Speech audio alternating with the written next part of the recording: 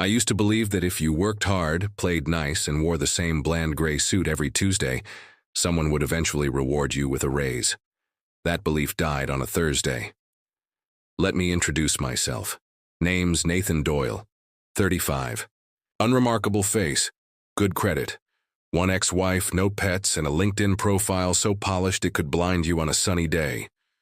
I've worked at Bexley & Rowe Financial for 6 years. That's approximately 2,083 days of pretending.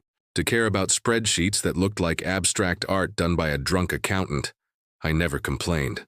Not when I got skipped for a promotion and watched it go to Hunter, the guy whose only qualification seemed to be a square jaw and a talent for beer pong.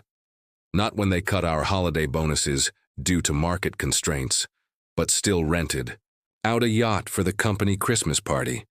Not even when I discovered that the so-called unpaid interns were earning more under the table than I was after taxes. But last week something snapped. Maybe it was the broken coffee machine that coughed out a shot of scalding brown sludge into my favorite mug. Maybe it was the email from HR with the subject line, "Casual Friday Expectations," followed by a full paragraph about non-ripped denim. Or maybe it was just the slow, boiling realization that I had become invisible, the human equivalent of office wallpaper. So I did the unthinkable. I asked for a raise, not in an email, not with a passive-aggressive sticky note. I asked in person, face to face, like a man. It was Tuesday. The office smelled like burnt toner and stale ambition. I walked into my boss's corner office, being code for natural light and unearned power. Harold Thorne, regional director, also known as the walking middle finger. Harold was the kind of man who used cologne like armor and always referred to vacations as strategic wellness intervals. He looked up from his desk, squinting like I was interrupting a summit on nuclear diplomacy. Yes, Doyle. He never called me Nathan. Always Doyle. Like we were in a war movie and I was the guy destined to step on a landmine in Act 2. I wanted to discuss my compensation, I said, steady voice, hands tucked neatly in my pockets so he wouldn't see them shake. He blinked, twice, like I had just spoken fluent Klingon. Your compensation? He leaned back in his chair, smiled. That slow, predator smile people give right before they throw you under a metaphorical bus. I nodded. I've been here 6 years. I've increased client retention by 14%. I'm training 2 of the new hires. I believe I've earned... He cut me off with a chuckle. A chuckle. Oh, Doyle, he said.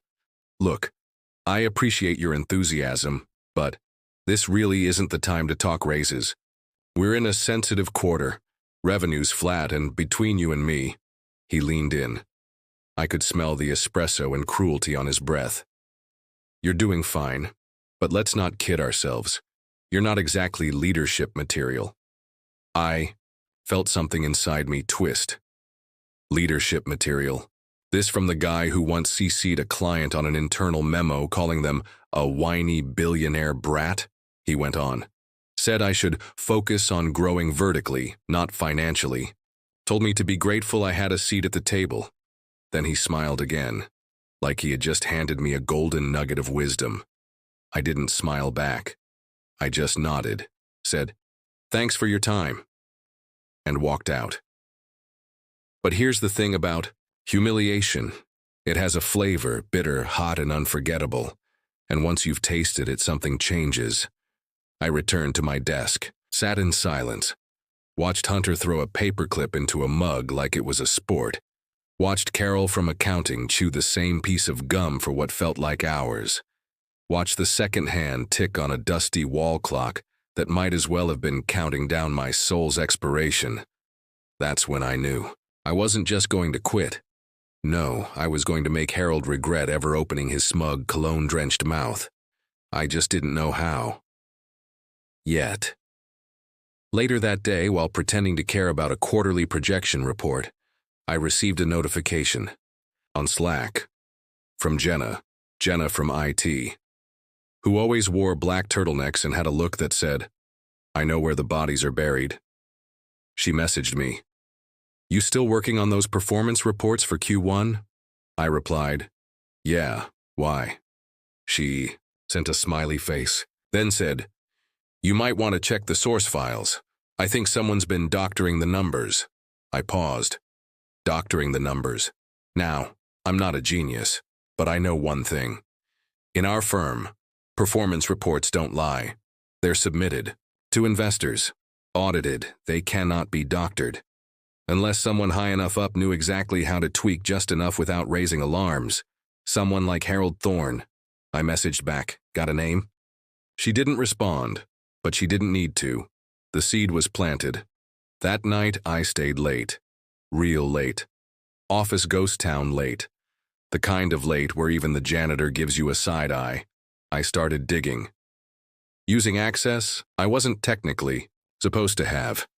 But let's just say I had friends in low-coded places. It started small. Q1 projections from last year didn't match archived versions. Client portfolios were massaged to show 3% more growth than reality. Internal memos disappeared. One investor's trust fund, worth $8 million, had a line item labeled Special. Fund adjustment. And all roads? They led to Harold. I sat back in my chair, heart pounding like a kick drum in a funeral. This wasn't just performance fluffing. This was fraud. And the man who humiliated me for asking for a modest 8% raise. He was neck-deep in felony territory. Oh, the irony. I went home that night and couldn't sleep. Not from fear, from possibility. Started outlining a plan. Not just to expose him. That would be too easy, too clean. No. I wanted him to squirm. I wanted to make him feel like I had felt in that glass office. Small, powerless, insignificant, and most importantly, I wanted it to happen in public. But revenge? Revenge requires patience. And I was done being patient. Now I was methodical. It was time to gather proof. Time to dig deeper. Time to build a noose made of numbers and arrogance. And time to watch Harold Thorne hang himself with it. Revenge is a dish best served cold. But in my case, I decided to microwave it slowly, on low heat over several weeks, while smiling politely during every single staff meeting. The moment I realized Harold Thorne was cooking the books, the game changed. This wasn't about a raise anymore. This was about control, about power, about making the man who called me not leadership material watch as everything he built came crumbling down, piece by glorious piece. But I couldn't just go to HR or the SEC.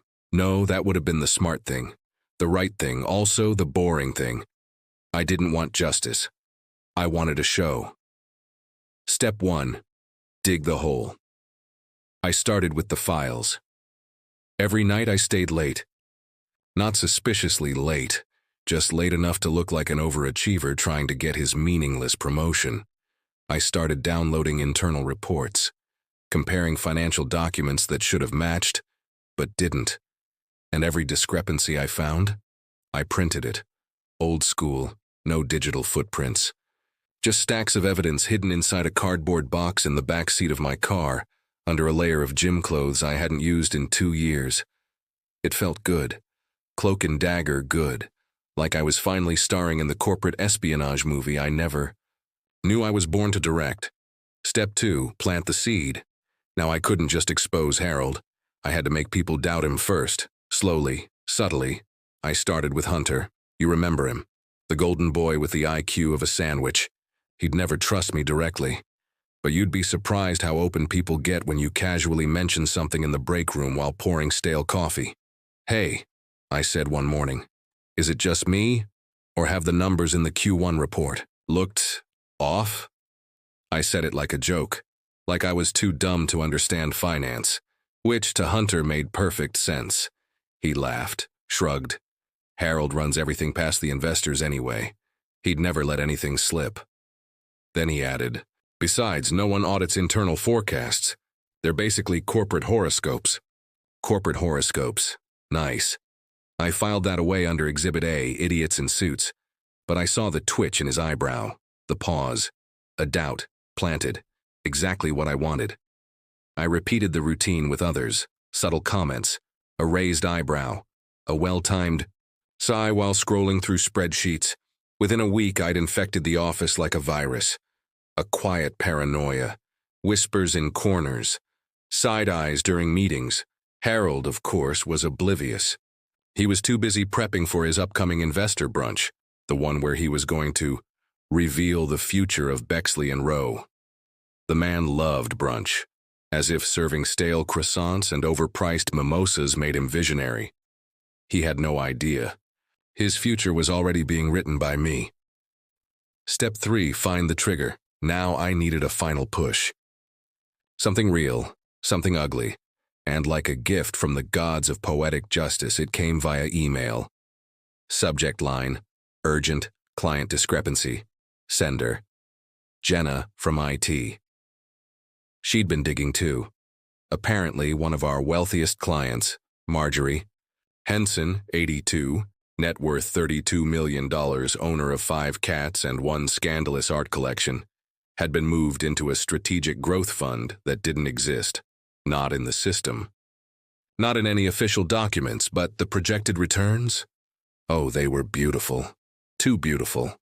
Like they'd been drawn by a fairy godmother with a finance degree. Turns out, Harold created a phantom investment vehicle. On paper, it looked like Marjorie was making 11% quarterly. In reality, her money was sitting in a dormant account, untouched, which meant someone, Harold, was cooking the reports to cover it up and probably skimming the difference to inflate firm performance. Boom. There it was, the smoking gun. I printed it.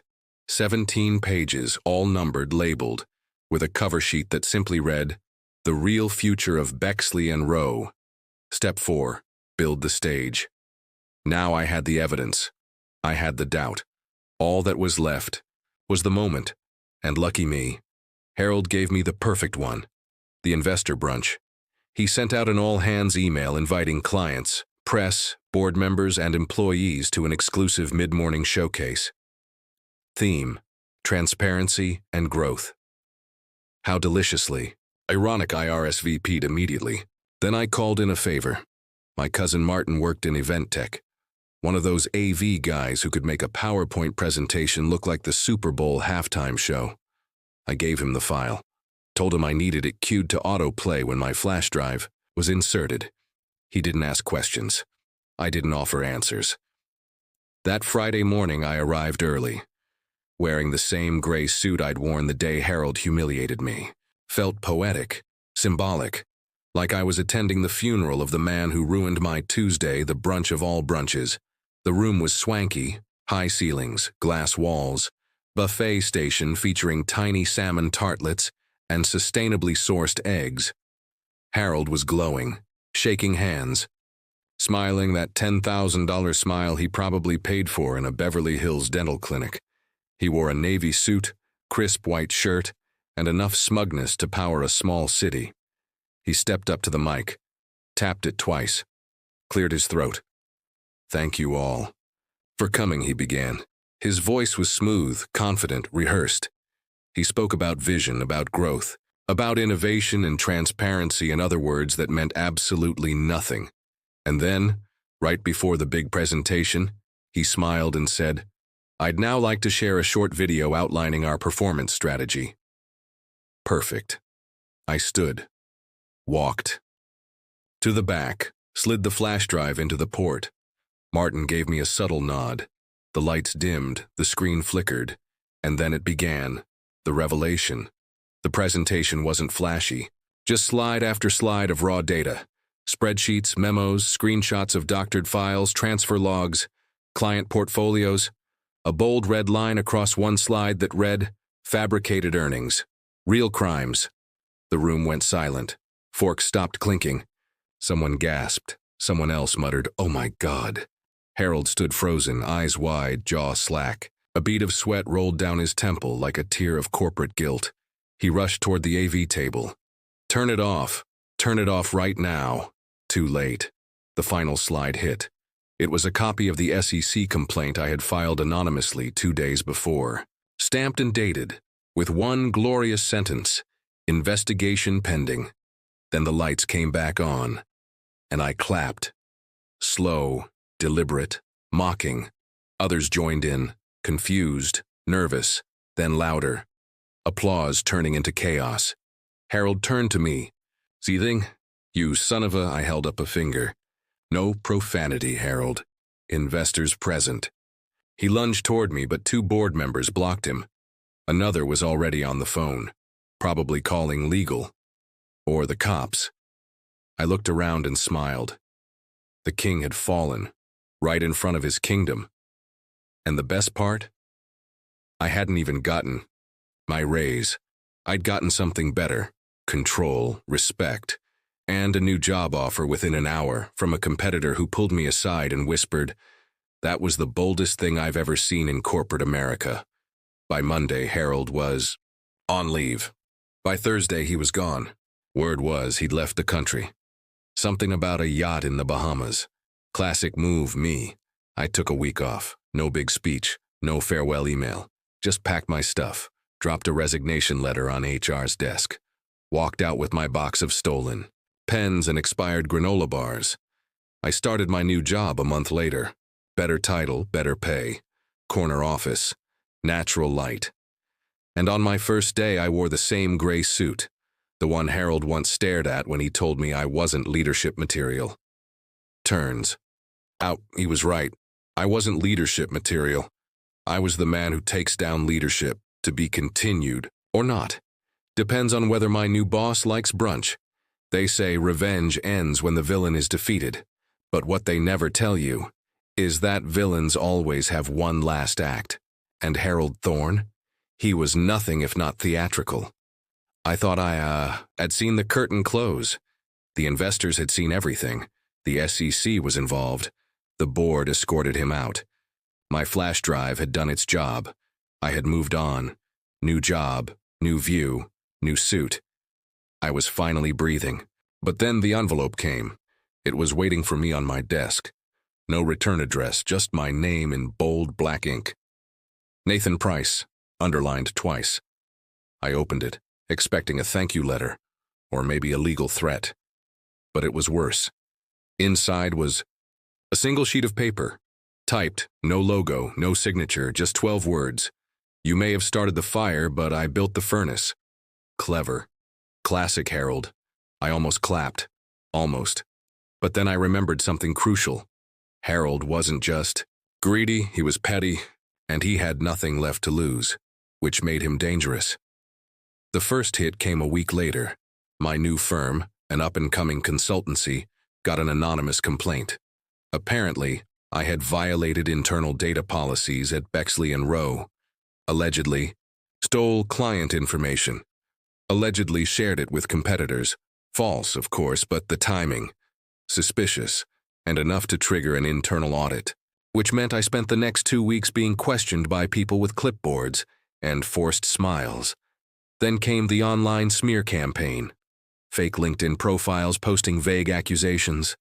Reddit threads popping up with titles like, "Ex-employee exposes the real Nathan Price." I wasn't even mad. Honestly, I was impressed. The man was orchestrating digital warfare from wherever he was hiding. A yacht maybe, a bunker, somewhere with Wi-Fi and an inferiority complex. But here's the thing about revenge. It cuts both ways, and Harold had forgotten something small but crucial. He left his emails behind. See, in all the chaos, I had made a copy of his inbox, not just the shady spreadsheets. I had archived everything: personal messages, meeting invites, deleted drafts, and one particular chain stood out. Subject: donation proposal, Senator H. Boring at first, but as I scrolled, the pieces started snapping into place. Harold had been funneling company money through dummy charities into the campaign of a local senator. Senator Howard Lenner, a man known for his, let's say, flexible morals.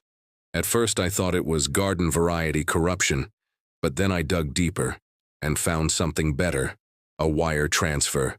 $50,000, labeled as consulting, is sent directly to the senator's wife's interior design firm, a firm with 0 employees, 0 clients, but a very active bank account. I had my leverage. All I needed was a reason to use it. And Harold, of course, gave me one. He went after Jenna.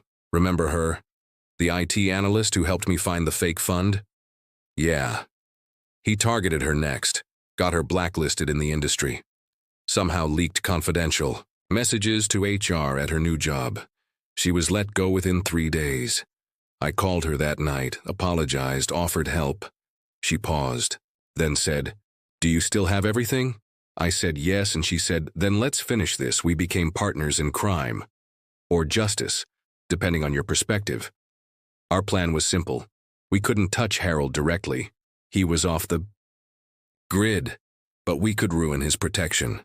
Senator Leonard, the final strike. We created a file, labeled it Leonard Leaks.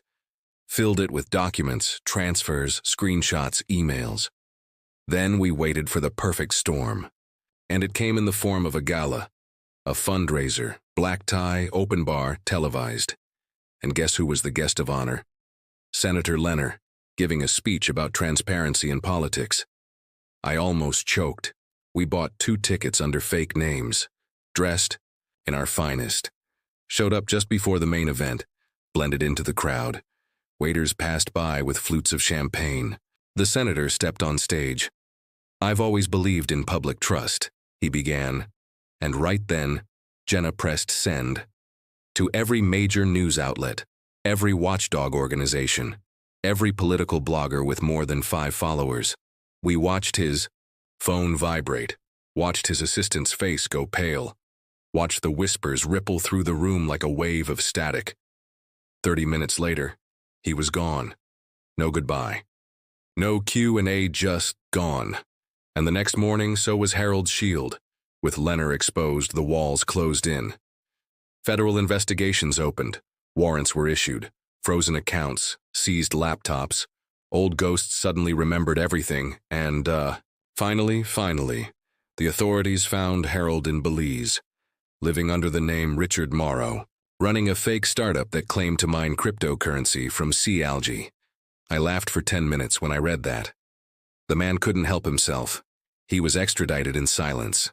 No headlines, no interviews, just a short article that read, "Former C. Bexley CEO indicted on charges of fraud, money laundering, and wire tampering." Boring, precise, perfect. Jenna got hired by a cybersecurity firm. High salary, flexible hours, fully remote. I got promoted, not for revenge, but for strategic crisis navigation, whatever that means. I didn't ask, but I did get my raise. Double, actually, and an office with a door and a view. Not of the city, but of the building across the street where Bexley and Rowe used to be. Now it's a WeWork fitting. Sometimes I sit at my desk, drink my coffee, watch that building, and I think about Harold, about the day he laughed in my face, about the brunch, the flash drive, the silent fall. I wonder if he thinks about me. If he remembers the intern he humiliated, the employee he dismissed, the man he underestimated. Probably not, but I'm okay with that, because I remember everything, and I won.